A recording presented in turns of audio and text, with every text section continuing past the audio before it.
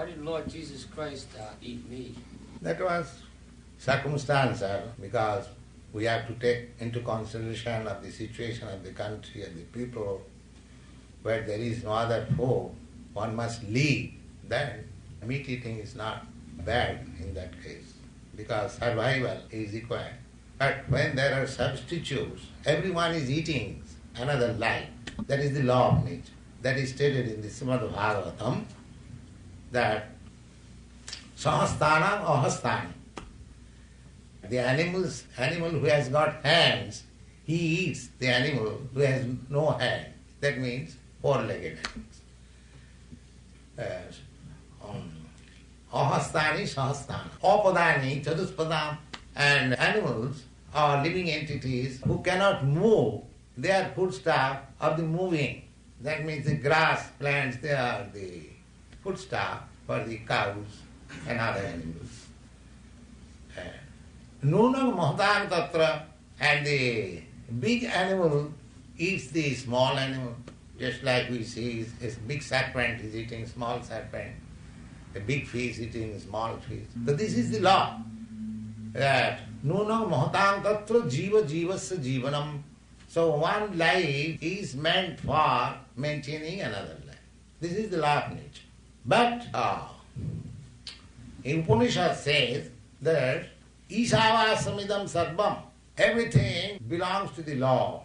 Just like in a hotel, there are many kinds of food stuff, but they all belong to the hotel keeper. And you can take only on your table what is offered to you. You cannot take anything, whatever you like. No, that is illegal. Similarly, everything is food, that's all right. But you can take only what is allowed for you. That's all.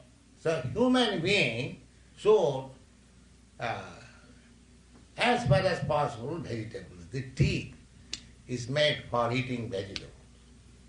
That is scientific. And if you take vegetables all along, then you will never be diseased. And so far we are concerned, we are taking Krishna Prasāda. That I have already explained, that Krishna wants this food stuff. If Krishna says that give me meat, then we shall eat meat. Because we are concerned with Krishna Prasāda.